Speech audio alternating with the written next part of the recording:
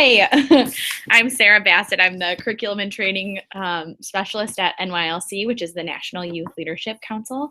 And I'm here to do a webinar today about how to develop a workshop or develop objectives for a meeting or for a conference or any sort of training situation you might be in where you're leading something either with youth or adults. And I have a few tricks to show you today, and I hope it's helpful. So we're live today, but you might be watching this live, or you might be watching this recorded after the fact. If you have any questions, feel free to email me at sbassett, BASSETT @nylc.org, and I'll share my email address at the end as well. This is what our session is. I'm Sarah Bassett, your host today. The purpose of this webinar will highlight tips and tricks that will help you develop an effective workshop session or a training or a meeting or a conference session or any sort of workshop that you're running either for youth or adults, doesn't matter. The tips that I'm going to show you today are pretty universal, and they'll work for any workshop or training that you're running. So our objectives and outcomes for this webinar are to know what to consider before writing a workshop session, how to write strong objectives, how to align activities with session objectives, and then how and why it's important to check for participants' understanding. So our first consideration that we need to take into account is this list of considerations before writing a workshop session. So before jumping in and figuring out what your content is going to be and what your activities are going to be, here are some things that I consider before writing any sort of workshop session or a training. You need to figure out what type of gathering it is. So is it a conference? Is it a meeting? Is it a training that you're hosting? What type is it? And then how much time do you have for your session? Sometimes you might have 3 hours and you might split that up into 3 different kind of mini sessions with different objectives. So take into account the kind of time that you have and how you're splitting that up. Also, who are your audience? Who is your audience and who are your participants? So how many of them are there? What's their level of experience or familiarity with the content you'll be presenting? What kind of space do you have while you'll be presenting? Are you indoors, outdoors, meeting room? And that kind of changes what you're able to do with the space. Are the chairs movable? Tables, are they movable? Or are they not? How is the grouping of the space, like, and where everybody's sitting? How that plays a role in how your workshop can go and what you're able to do.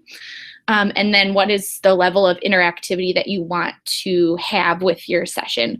Do you want it to be really interactive and where the participants are doing a lot of activities, or is it more lecture style where you're getting up and presenting a lot of content?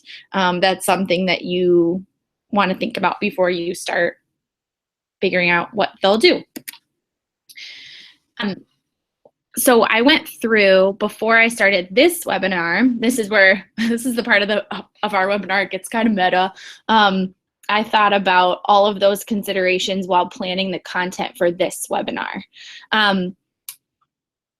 So the type of gathering obviously is a webinar. The time is about 30 minutes, so we'll see it by the end of this, whether or not I am over or under or how that works out. The audience and participants, this is geared toward youth and adults, and with a variety of different experience with developing workshops. We're obviously presenting this online, so we needed online streaming capabilities, a quiet room, PowerPoint presentation, also not listed here, but handy dandy Marcus Penny to help you out with tech things that might pop up if you're in need of help with that. which obviously I am, and then level of interactivity. So we have the capability for live viewers to interact and ask questions, but a majority of viewers watch the recorded session after the broadcast. So it's kind of limited with our interactivity. So the second thing that you want to do when you're creating a workshop session is to write your objectives.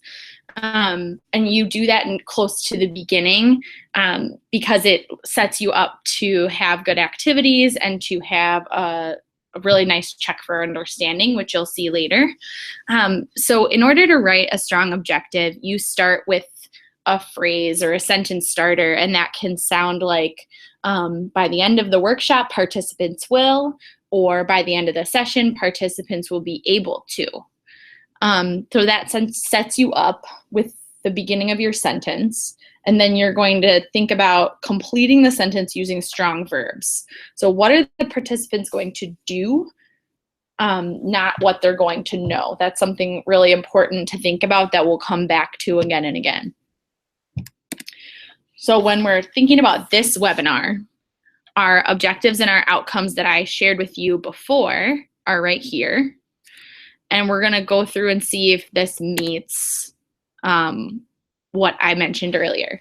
So this webinar, since it's not very interactive, it mostly talks about what I would like you to know by the end of the webinar, not what you'll do, which is contradictory to what I just said earlier. However, it does fit with the other attributes I mentioned. So I completed the sentence using strong verbs. So I want you to consider things before writing a workshop session. I want you to write strong objectives, align activities with session objectives, and check for understanding.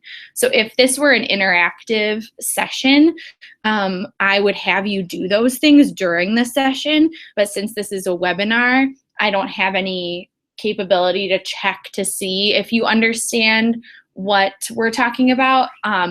So in this case, for this webinar, these are things that I am hoping you'll walk away knowing and being able to do, but I'm not able to make you do them during the webinar because we're not together and I can't be there hands-on helping you. So here's another example of a more interactive training and what the objectives look like for that.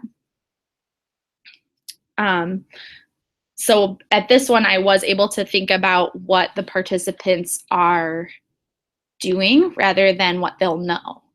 And you kind of see how the objectives reflect that. Participants will be able to discuss, dissect standards, and design a rubric. So the three things they're doing are discussing, dissecting standards, and designing a rubric during the session, because those are things I want them to do, and they're not things that I want them to know by the end.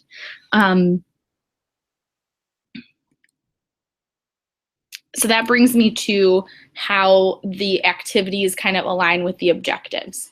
So because you wrote your objectives thinking about what participants do and not what they're going to know, it sets you up exactly to think about the particular activities that they're going to do during the session. So it lines itself up really nicely. As you develop your activities and what that looks like and how much time you want to spend on each one, you should return to your objectives often to make sure that they reflect what you're having participants do. So a good question that I like to think about often when designing a workshop is, if you want participants to know something, then what will they do with it during your session? So the last thing that I want to talk about is how and why it's important to check for participants' understanding. So when participants do an activity with the new information they gained, you should be able to check their understanding through the work that they're doing or their completion of the activity. Because if you don't check for understanding, how will you know that your session was worthwhile? You kind of can't figure that out. So you should check for understanding hopefully during and at the end of your session, but sometimes there's only enough time for one or the other, and you can either check that just like formally or informally. If you're a teacher, you know a lot more about different kinds of informal assessments with formative assessments, but that's kind of what I'm talking about by checking for understanding. And then you can make adjustments if people aren't quite getting what you, or aren't quite understanding what it is that you're trying to teach them during the workshop. So something to think about when you're thinking about checking for understanding is, what will participants do to show their understanding? Okay. Those are tips and tricks about how to develop a workshop. And feel free to email me at sbassett@nylc if you have any questions. Thanks for joining us, and I hope that this helped you out developing your workshop. Thanks.